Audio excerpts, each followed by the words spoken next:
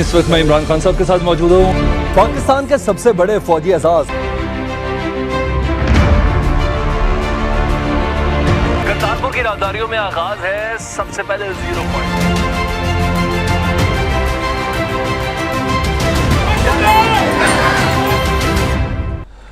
बिस्मिल्लाहिर्रहमानिर्रहीम।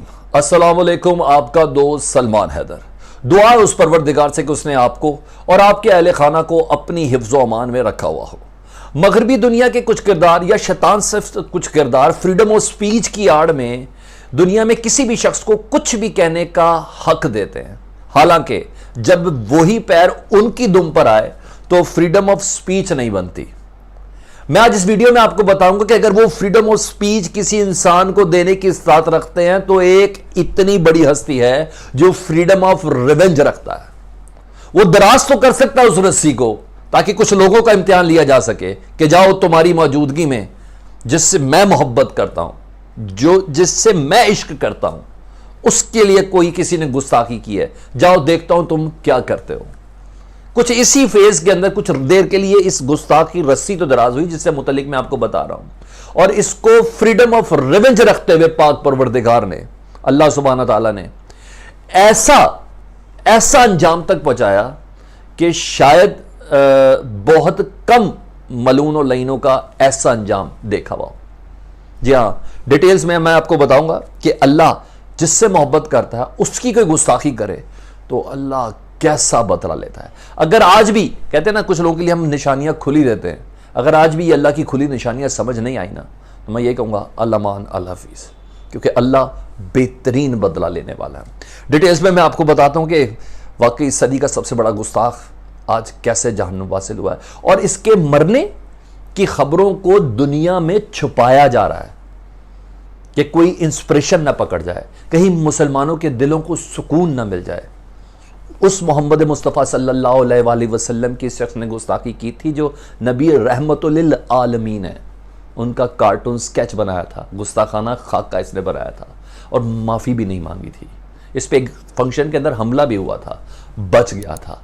उसके बाद पुलिस की सरकारी सिक्योरिटी के अंदर ये शख्स फिरता था और इसी सरकारी सिक्योरिटी के अंदर ना सिर्फ ये जहन्नुम वासिल हुआ बल्कि जो गुस्ताखे रसूल की हिफाजत करे या गुस्ताखे रसूल के केस को डिफेंड करे, अल्लाह उसका क्या हाल करता है इसी वीडियो की डिटेल के अंदर मैं आपको बताने के लिए जा रहा हूं।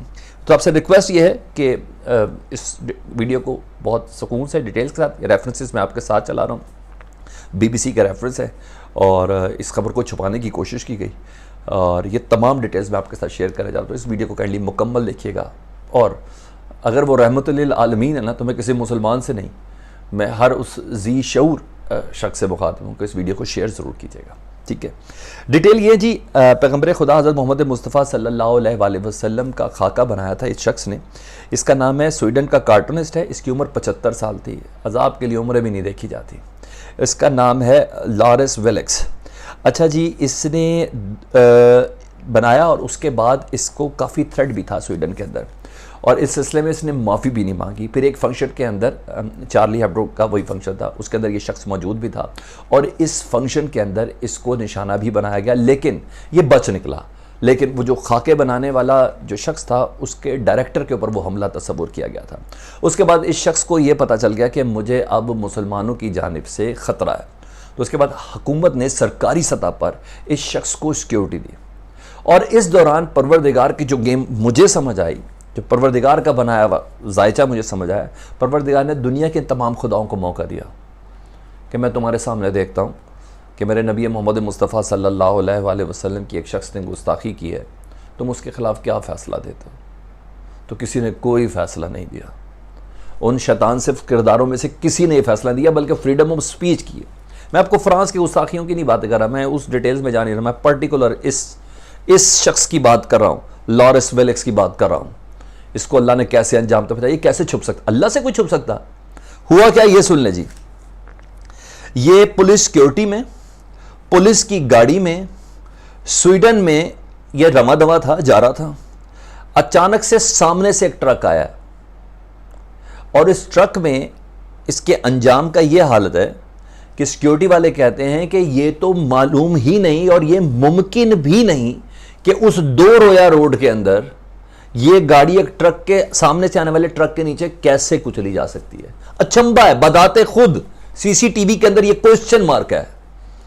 क्योंकि मेरी बात शायद आपको मुसलमान होने की वजह से लफाजी के अंदर नजर आ जाए, प्लीज बीबीसी ब्रिटिश ब्रॉडकास्ट वो बता रहा है, ये आप देख रहे हैं जी।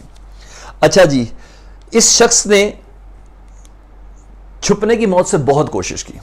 सामने से ट्रक आया, अब अंजाम की मैं बदतरीनियत की तरफ आपको लेके जा रहा हूं। इसने इसको कुचला, ना सिर्फ इसको कुचला, इसके जिस्म के चीथड़े तक उड़ गए इस एक्सीडेंट में। ना सिर्फ ये, बल्कि इसके जो दोनों सिक्योरिटी गार्ड थे ना, पुलिस वाले, वो दोनों भी अपने अंजाम को पहुंच गए। और इस वक्त जो अपडेट शेयर की जा रही है वो ये नहीं पता चल रहा कि गोश्त के इसके हिस्से कौन से हैं और वो सिक्योरिटी गार्ड के कौन से हैं, ताकि आखिरी रसूमात के अंदर उन गोश्त के लोथड़ों को अलहदा किया जा सके। और अल्लाह के अजाब, या कहते हैं अल्लाह के बदले का आलम यह है कि उसकी एक एक बोटी का डीएनए होना है, अब उसके जिस्म के एक एक लोथ का डीएनए होना है, ताकि यह मालूम हो सके कि जो गुस्ताख रसूल है उसका असल जिस्म किधर है। इस तरह का उसकी शक्ल, मैं कह रहा हूं जिस्म के टुकड़े हो गए तो उसकी बॉडी पार्ट्स का बेइंतहा बुरा हाल है। मजीद आपको बताता हूं जी, इस डीएनए की खबर के बाद मैं आपको बताऊं कि अल्लाह ने इस रस्सी को ऐसे नहीं छोड़ा, दराज जरूर की थी, लेकिन आगे की बात मैं बताऊं वो बड़ी इंटरेस्टिंग है।